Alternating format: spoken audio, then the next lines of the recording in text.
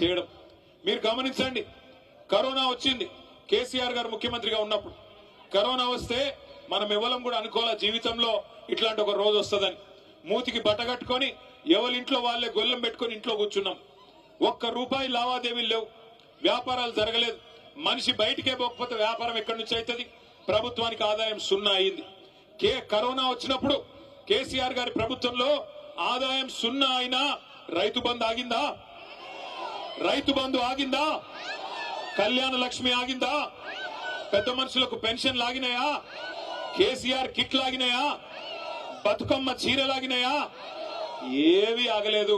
అన్ని కూడా కేసీఆర్ గారు రూపాయి ఆదాయం లేకపోయినా ప్రభుత్వానికి పేదవాడికి కష్టం రావద్దని చెప్పి మాకు ఎమ్మెల్యేలకు ఎంపీలకు జీతాలు పక్కన పెట్టి రాష్ట్ర ప్రభుత్వ ఉద్యోగులకు కూడా అవసరమైతే 10 రోజులు జీతం ఆలస్యంగా ఇచ్చినా పేదవాళ్లకు మాత్రం జీతం ఇవ్వాలా, రైతులకు రైతు బంధు ఇవ్వాలా, పేదవాళ్లకు సంక్షేమ పథకాలు అందాలా అని ఆ రోజు పనిచేసినారు. కానీ ఇవాళ ముఖ్యమంత్రి గారు బంగారు పల్లెంలో పెట్టి తెలంగాణ రాష్ట్రాన్ని తలసరి ఆదాయంలో భారతదేశంలో నెంబర్ 1 గా చేసి అప్పచెప్తే ఈయన అంటాడు తెల్లారు లేస్తే అప్పుల పాలైపోయింది తెలంగాణ, ఎయిడ్స్ రోగి అయిపోయింది తెలంగాణ, క్యాన్సర్ రోగం వచ్చింది తెలంగాణకు అని ముఖ్యమంత్రి మాట్లాడుతూ ఉన్నాడు. నేను ఒక్క మాట అడుగుతా ఉన్నా మిమ్మల్ని అందరినీ, ఇప్పుడు ఈ మైదానంలో తేరు మైదానంలో అప్పు లేని మనిషి ఎవడన్నా ఉన్నాడా? అప్పు లేని వాళ్ళు ఉన్నారా? అప్పు ఉందా లేదా? ఉంది కాదురా. లేనోడు ఉంటే శైలా పట్టండి. అప్పు లేనోడు ఎవడని ఉంటే శైలా పట్టండి. అప్పు ఉన్నోళ్లే ఉంటారు తప్ప లేనోళ్ళు ఏడ 100కి దొరుకుతాడు. కానీ అప్పు ఉన్నా లోపల బనీన్కు పొక్కలున్నా ఎట్లా ఎట్లా ఎట్లా తయారవుతాం? పైకి మాత్రం కడక్ అంగి వేసుకొని మంచి కద్దరంగి వేసుకొని పైకి మాత్రం కడక్ అంగి వేసుకొని తిరుగుతాం. ఎందుకు? మళ్ళీ ఎవడన్నా కొత్త అప్పిచ్చినోడు ఏడని తిరుగుతాం, అంతేనా? కానీ ముఖ్యమంత్రి పనితనం ఎట్లున్నది? ఇంటి పెద్ద లాంటోడు, రాష్ట్రానికి పెద్ద మనిషి లాంటోడు, నా రాష్ట్రం దివాలా తీసింది, నా రాష్ట్రం నాశనం అయిపోయింది, నా రాష్ట్రం ఎత్తిపోయింది అంటే ఎవడన్నా పైసలు ఇచ్చినోడు ఇస్తాడా? పెట్టుబడి పెట్టేటోడు పెడతాడా? ఇక అది మాత్రమే కాదు, ఇంకా ఘోరం. లంకె బిందెలు ఉన్నాయనుకొని వచ్చినా లంకె బిందెలు లేవు అంట. లంకె బిందెల కోసం ఎవరు తిరుగుతారు? అర్ధరాత్రి ఎవరు తిరుగుతారు? మీ గద్వాల కోటకాడ ఎవరు దొంగల కేసు అయితే మీ మీద అయితే ముఖ్యమంత్రిని దొంగ అంటారా మీరు? లంకె బిందెల కోసం ఎవడన్నా తిరుగుతాడా? నాకు అర్థం కాదు. అవి ఉంటాయనుకొని సెక్రటేరియట్కి వచ్చినాడంటే ఈ మనిషి. అదొక్కటే కాదు, నేను ఢిల్లీ పోతే నాకు అపాయింట్మెంట్లు ఇస్తలేరు, ఎందుకంటే చెప్పులు ఎత్తుకపోతాడేమో అని భయంతో అపాయింట్మెంట్లు ఇస్తలేరంట. ఇక గిసంటోడు మన కర్మ, మన ముఖ్యమంత్రి అయ్యిండు. అందుకే నేను చెప్తా ఉన్నా, కాంగ్రెస్ వాళ్ళు నోటికొచ్చిన మాటలు చెప్పి అరిచేతిలో స్వర్గం చూపెట్టి మీకు ఇష్టం వచ్చిన వేలం పాటలాగా ఆయన 2 ఇస్తే నేను 4 ఇస్తా అని చెప్పి డైలాగులు కొట్టి ఓట్లు దండుకున్నారు. ఇవాళ అవతల పడ్డారు.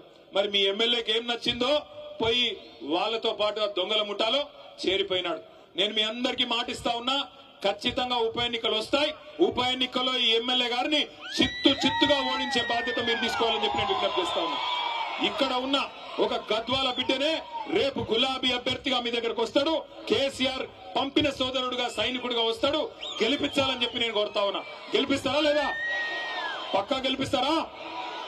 అప్పటిదాకా పోరాటం ఆగొద్దు.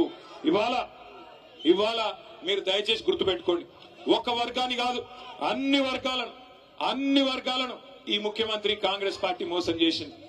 దళితులకు చెప్పినారు, కేసీఆర్ గారు దళిత బంధు అనే పథకం తెస్తే ఆయన ఇచ్చేది 10 లక్షలు, మమ్మల్ని గెలిపించండి 12 లక్షలు ఇస్తామన్నారు. ఒక్కల కన్నా వచ్చిందా 12 లక్షలు? అంబేద్కర్ అభయహస్తం అన్నారు, వచ్చిందా? అభయహస్తం శూన్యహస్తమైంది. ఆడపిల్లలు చదువుకుంటే స్కూటీలు ఇస్తామన్నారు, వచ్చినాయా స్కూటీలు? స్కూటీలు లేవు కానీ లూటీ మాత్రం బ్రహ్మాండంగా చేస్తున్నాడు ముఖ్యమంత్రి. అట్లాగే 2 లక్షల ఉద్యోగాలు ఇస్తామన్నారు మా తమ్ముళ్ళకి. 2 లక్షల ఉద్యోగాలు. ఏం చెప్పినారు ఆ రోజు? 2 ఉద్యోగాలు ఊడగొట్టండి, 2 ఉద్యోగాలు ఊడగొట్టండి, కేసీఆర్ది కేటీఆర్ది, మేము మీకు 2 లక్షల ఉద్యోగాలు మొదటి సంవత్సరంలోనే ఇస్తామన్నారు. ఎన్ని ఉద్యోగాలు ఇచ్చినారు? ఇప్పటికీ 10,000 కంటే తక్కువ ఉద్యోగాలు ఇచ్చి కేసీఆర్ ప్రభుత్వంలో ఇచ్చిన నోటిఫికేషన్లకు మేమిచ్చినామని చెప్పుకోనికే సిగ్గు కూడా లేదు ముఖ్యమంత్రి గారికి. ఎవడన్నా మందికి పుట్టిన బిడ్డలు మా బిడ్డలు అని చెప్పుకుంటాడా? గట్లున్నది కాంగ్రెస్ ప్రభుత్వం. అట్లాగే నిన్న మొన్న మీరు చూసినారు, ఇవాళ నేను ఇక్కడికి వస్తుంటే ఒక తమ్ముడు అలంపూర్ కాడ బండి మీదకి వెళ్ళి అరుస్తున్నాడు గట్టిగా, గణపతి బప్ప మోరియా కావాలయ్యా యూరియా అంటున్నాడు. గణపతి బప్ప మోరియా కావాలయ్యా యూరియా. ఎటువంటి దినం వచ్చిందంటే యూరియా కూడా బుక్కుతున్నారు కాంగ్రెస్ వాళ్ళు, దొంగనాయాలు యూరియా కూడా అమ్ముకుంటున్నారు. బ్లాక్ మార్కెట్ లో అడ్డంగా దొబ్బుకొని పోయి రైతులకు ఇవ్వకుండా రైతులనేమో 4-5 రోజులు అక్కడ వానలో ఎండబెట్టి వానలో తడిచేటట్టు చేసి అది కూడా బ్లాక్ మార్కెట్ లో అమ్ముకుంటున్న దుర్మార్గులు. రైతుల యూరియా అమ్ముకుంటున్నారు, పిల్లల గ్రూప్ 1 ఉద్యోగాలు కూడా అమ్ముకున్నారు. గ్రూప్ 1 లో కుంభకోణం జరిగిందని గ్రూప్ 1 పరీక్షల్లో 563 ఉద్యోగాలుంటే వాటిని కూడా అమ్ముకున్నారని చెప్పి మన ఆర్ఎస్ ప్రవీణ్ కుమార్ గారు పోతే పిల్లల దగ్గరికి వాళ్ళు చెప్తా ఉన్నారు. ఒక్కొక్క ఉద్యోగం డిప్యూటీ కలెక్టర్ ఉద్యోగం 3 కోట్ల రూపాయలకు అమ్ముకొని మొత్తం 563 ఉద్యోగాలంటే దగ్గర 1700 కోట్ల రూపాయలు ఇలా దండుకున్నారు కాంగ్రెస్ నాయకులు. పిల్లల ఉద్యోగాలు అమ్ముకుంటారు, రైతుల యూరియా అమ్ముకుంటారు, నమ్ముకున్న ప్రజల్ని ఇలా నట్టేట ముంచి ఆఖరికి మా బీసీ సోదరులు 42% రిజర్వేషన్ ఇస్తామన్నారు.